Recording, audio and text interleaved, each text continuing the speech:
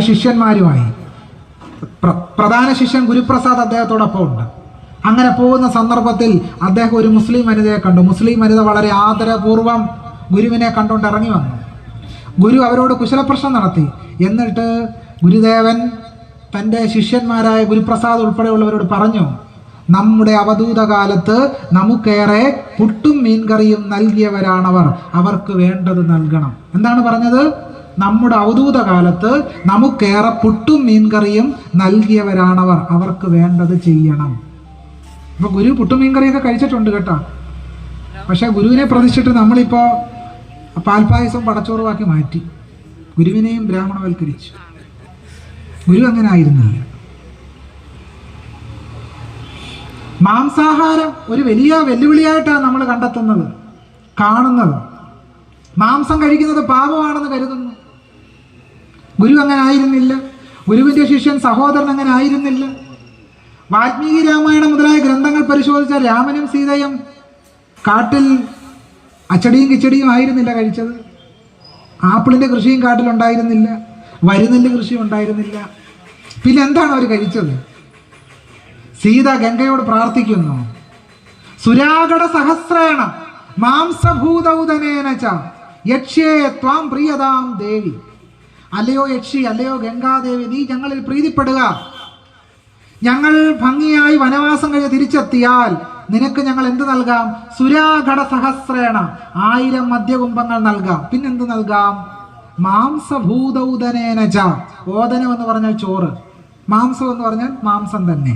ഇപ്പൊ മാംസച്ചോറ് എന്ന് പറഞ്ഞാൽ എന്താണ് അർത്ഥം? എന്താണ് മാംസച്ചോറ് എന്ന് പറഞ്ഞ അർത്ഥം?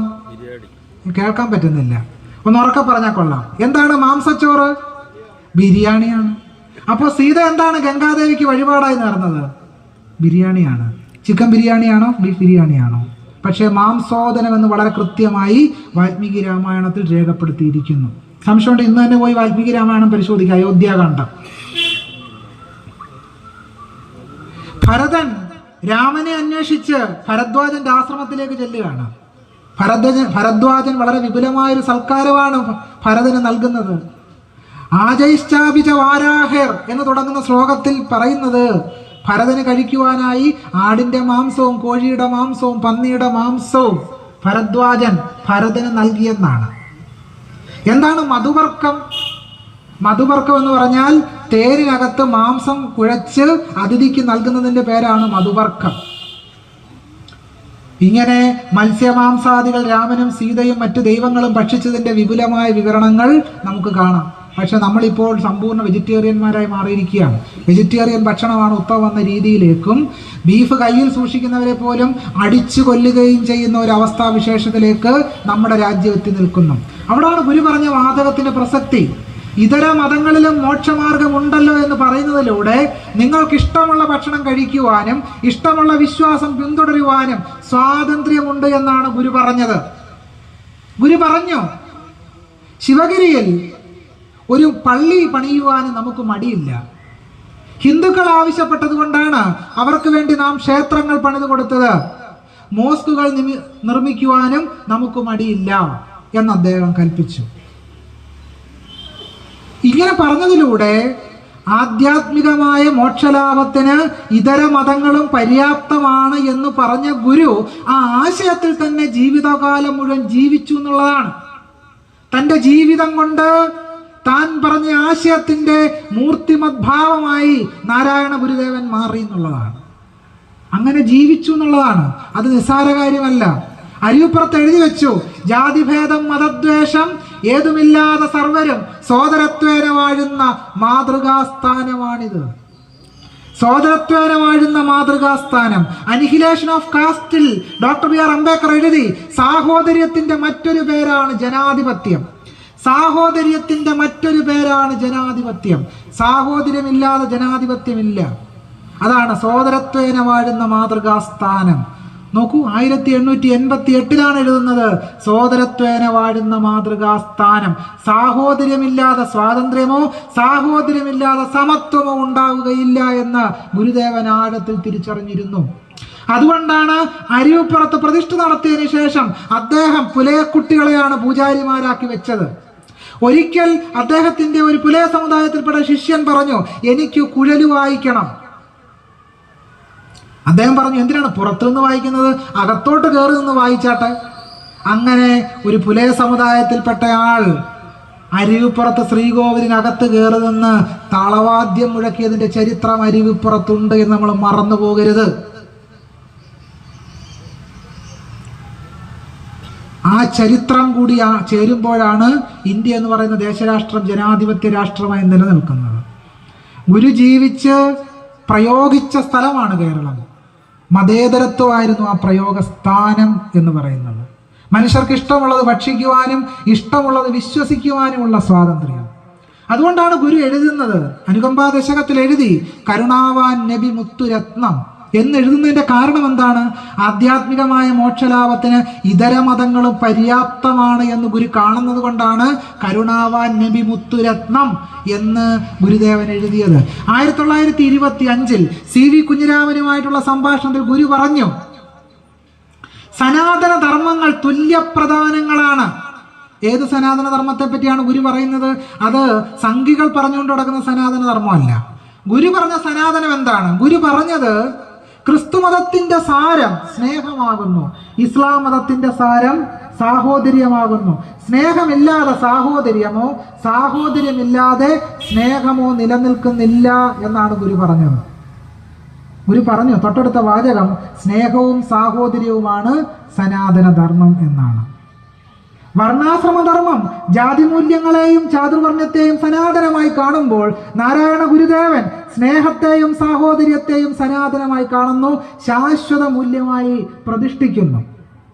1927-28 കാലത്ത് തന്റെ സമാധിക്ക് ഏതാനും നാളുകൾക്ക് മുമ്പ് കൊച്ചിയിൽ പള്ളുരുത്തിയിൽ നടന്ന SNDP യോഗത്തിന്റെ വിശേഷാൽ വാർഷിക യോഗത്തിൽ TK മാധവന്റെ നേതൃത്വത്തിൽ നടന്ന യോഗത്തിൽ നാരായണ ഗുരുദേവൻ അയച്ച സന്ദേശത്തിൽ പറയുന്ന വാചകം പ്രസക്തമാണ്, ശ്രദ്ധേയമാണ്. ഗുരു എഴുതി, ഒരു ജാതി ഒരു മതം ഒരു ദൈവം എന്ന സനാതന ധർമ്മം. ഒരു ജാതി ഒരു മതം ഒരു ദൈവം എന്ന സനാതന ധർമ്മം. ഒരു ജാതി, ആ ഒരു ജാതി ഏതാണ്? മനുഷ്യജാതിയാണ്. ഗുരു പറഞ്ഞു, പേരൂരു തൊഴിൽ ഈ മൂന്നും പോരും ആയത് കേൾക്കണം, ആരു നീ എന്ന് കേൾക്കണ്ട നേരുമെയ് തന്നെ ചൊൽകയാൽ. ഒരുവന്റെ പേര് ഊരും തൊഴിലും ഏതാന്ന് അറിഞ്ഞാൽ മതി. ആ തൊഴിൽ ഏതാണ്? ചാതുർവർണ്ണയബദ്ധമായ പരമ്പരാഗതമായ തൊഴിലല്ല, ആധുനികമായ തൊഴിൽ സങ്കല്പം. കാരണം ഒരു വ്യവസായ പ്രദർശനം നടക്കുന്നത് ഗുരുവിന്റെ നേതൃത്വത്തിലാണ്. വ്യവസായ പ്രദർശനത്തിന്റെ അധ്യക്ഷൻ കൂടിയായിരുന്നു ഗുരു. തീർത്ഥാടനത്തെ സംബന്ധിച്ച് സങ്കല്പിച്ചപ്പോൾ തീർത്ഥാടനം കൈത്തൊഴിൽ പരിശീലിപ്പിക്കേണ്ട കേന്ദ്രമായിട്ട് ഗുരു കണ്ടു. വ്യവസായത്തെ പറ്റി പഠിപ്പിക്കേണ്ട കേന്ദ്രമായി തീർത്ഥാടന സമ്മേളനങ്ങൾ മാറണം എന്ന് ഗുരു പറഞ്ഞു. മറ്റുള്ളവർക്ക് വിജ്ഞാനം പങ്കുവെക്കുന്ന വിജ്ഞാന പ്രവാഹത്തിന്റെ കേന്ദ്രമായി തീർത്ഥാടനം മാറണമെന്ന് ഗുരു കൽപ്പിച്ചു. ഇങ്ങനെ തീർത്ഥാടനത്തെ തന്നെ ആധുനികമായ നീതിബോധ്യത്തിന്റെ അടിസ്ഥാനത്തിൽ ഇണക്കിച്ചേർത്ത് ജനാധിപത്യത്തിലേക്ക് തുറന്നു ഗുരുദേവൻ. ഇങ്ങനെ മലയാളിയെ, കേരളത്തെ, ഇന്ത്യൻ സമൂഹത്തെ ആധുനികമായ സമത്വബോധത്തിലേക്കും നീതിബോധ്യത്തിലേക്കും പരിവർത്തിപ്പിച്ച കേരളത്തിന്റെ മഹാനായ സാമൂഹ്യ പരിഷ്കർത്താവും കേരളത്തിന്റെ പ്രബുദ്ധതാ പ്രസ്ഥാനത്തിന്റെ ആചാര്യനും കൂടിയാണ് നാരായണ ഗുരുസ്വാമികൾ. തൊട്ടടുത്ത സന്ദർഭത്തിൽ ഗാന്ധി ചോദിച്ചു, ഇതര മതങ്ങളുടെ കാര്യം ഇരിക്കട്ടെ, ഹിന്ദുമതം മോക്ഷപ്രാപ്തിക്ക് പര്യാപ്തമാണ് എന്ന് സ്വാമി കരുതുന്നുണ്ടോ? ഗുരുവിന്റെ മറുപടി, ഹിന്ദുമതം പര്യാപ്തം തന്നെ. തൊട്ടടുത്ത വാചകം, ലൗകികമായ സ്വാതന്ത്ര്യത്തെയാണല്ലോ ആളുകൾ അധികം ഇച്ഛിക്കുന്നത്. ലൗകികമായ സ്വാതന്ത്ര്യത്തെയാണല്ലോ ആളുകൾ അധികം ഇച്ഛിക്കുന്നത് എന്ന് പറഞ്ഞാൽ പാരമ്പര്യബദ്ധമായ മോക്ഷസങ്കല്പത്തിനുപരിയായി മനുഷ്യരുടെ ലൗകിക സ്വാതന്ത്ര്യത്തിന് ഗുരു ഊന്നല് കൊടുത്തു.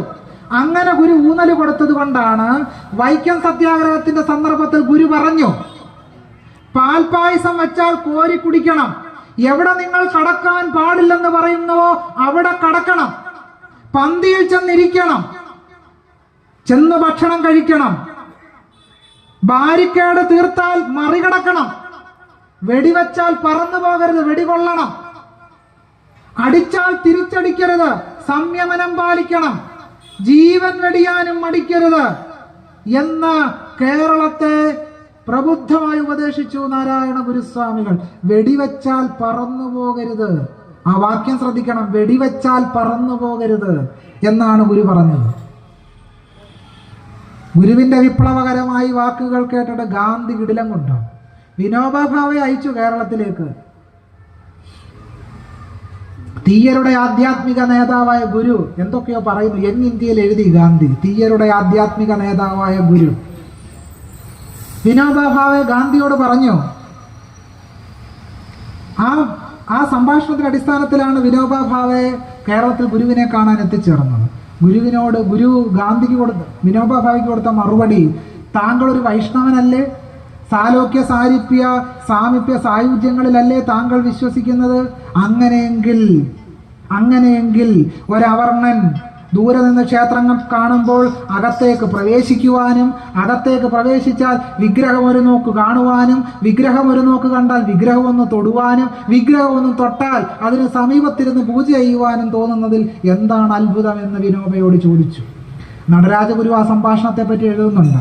വിനോബയ്ക്ക് ദേഷ്യം വരികയും വിനോബയെ റെയിൽവേ സ്റ്റേഷനിൽ കൊണ്ടാക്കുകയും ചെയ്തു എന്ന് നടരാജഗുരു ആ സംഭാഷണത്തെ മുൻനിർത്തി എഴുതുന്നുണ്ട്.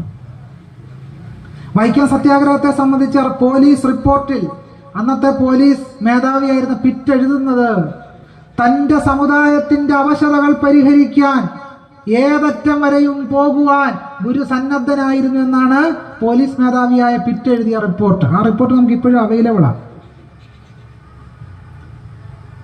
ആധ്യാത്മികമായ മോക്ഷലാഭത്തിന് ഇതര മതങ്ങളും പര്യാപ്തമാണ് എന്ന് പറഞ്ഞതിലൂടെ എല്ലാ മതങ്ങളുടെയും സാരത്തെ ഒന്നായി ഗുരു കണ്ടു. പല മതസാരവും ഏകം എന്ന് ഗുരു എഴുതി. ഇങ്ങനെ അപരനിലേക്ക് തുറക്കുന്ന, മറ്റുള്ളവരെ ഉൾക്കൊള്ളുന്ന, മറ്റുള്ളവരുടെ എല്ലാവരെയും ചേർക്കുന്ന, എല്ലാവരുടെയും ലൗകികമായ സ്വാതന്ത്ര്യത്തെ ഉൾക്കൊള്ളുന്ന ഒന്നായി മതമെന്ന് പറയുന്ന സങ്കല്പത്തെ നൈതികമായ മൂല്യങ്ങളിൽ, സാഹോദര്യത്തിലും സ്നേഹത്തിലും ഗുരുദേവൻ ഉറപ്പിച്ചെടുത്തു. അതാണ് മറ്റെല്ലാ കാലഘട്ടത്തെക്കാളിലും ഇന്ന് പ്രസക്തമായി തീരുന്നത്.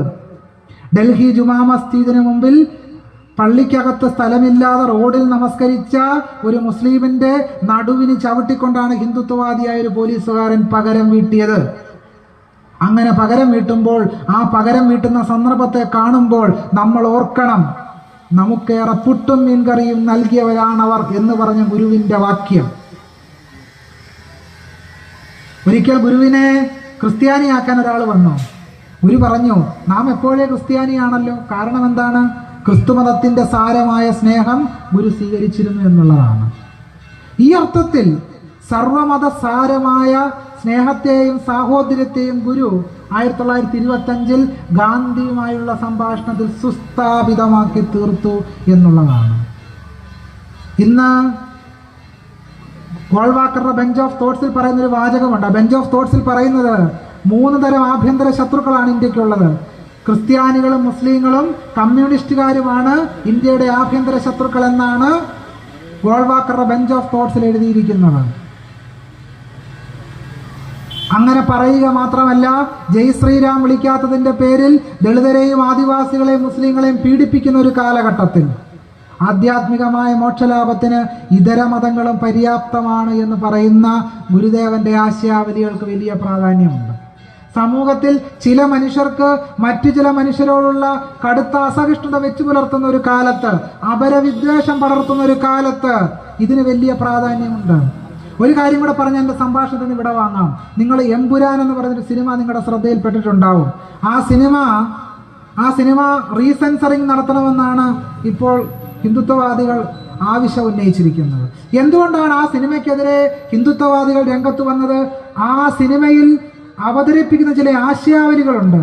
അത് ഗുജറാത്ത് കലാപത്തെ സംബന്ധിച്ചും നരോദ പാർട്ടിയിൽ നടന്ന 100 കണക്കിനായ മുസ്ലിം സ്ത്രീകളെ കൊന്നത് സംബന്ധിച്ച ചരിത്രത്തെ ഓർമ്മിപ്പിക്കുന്ന ഒരു സിനിമ കൂടിയാണ് എമ്പുരാൻ. അതിന്റെ മറ്റു വാണിജ്യ വശങ്ങളൊക്കെ അവിടെ ഇരിക്കട്ടെ.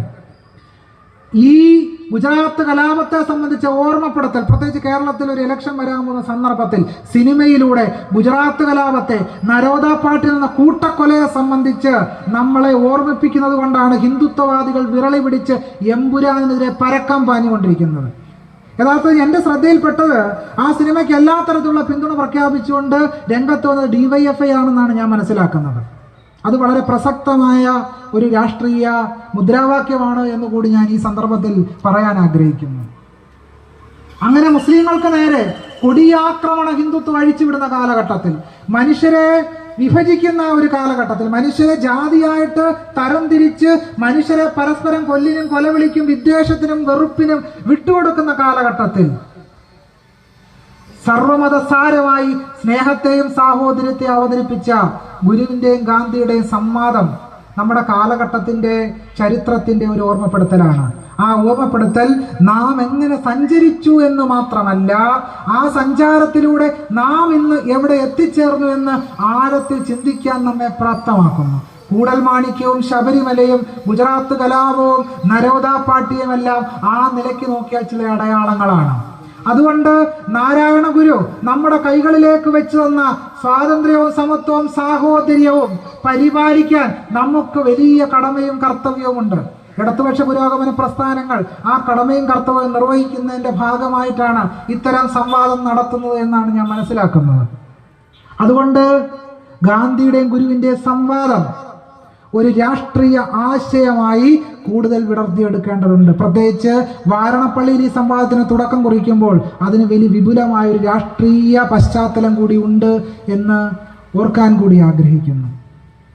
അതുകൊണ്ട് മതഭേദങ്ങൾ സൃഷ്ടിച്ചുകൊണ്ട് മനുഷ്യരെ കലഹിപ്പിക്കുകയും മനുഷ്യരെ വെറുപ്പിന്റെയും വിദ്വേഷത്തിന്റെയും പാത്രങ്ങളാക്കി ജനാധിപത്യത്തെ തന്നെ ധ്വംസിക്കുന്ന ഒരു കാലഘട്ടത്തിൽ, ഹിന്ദുത്വം സനാതന ധർമ്മം എന്ന പേരിൽ നമ്മുടെ സമൂഹത്തെ പിടിമുറുക്കുന്ന ഈ കാലഘട്ടത്തിൽ ഗാന്ധിയോട് ഗുരു പറഞ്ഞ ആശയങ്ങൾ ലൗകികമായ സ്വാതന്ത്ര്യത്തെയാണല്ലോ മനുഷ്യരെ ഇച്ഛിക്കുന്നത് എന്ന ഗുരുവിന്റെ ആശയവും ആധ്യാത്മികമായ മോക്ഷലാഭത്തിന് ഇതര മതങ്ങളും പര്യാപ്തമാണ് എന്ന് പറഞ്ഞ ഗുരുവിന്റെ ആശയവും ചില്ലിട്ടു സൂക്ഷിക്കേണ്ട വാക്യങ്ങളാണ്.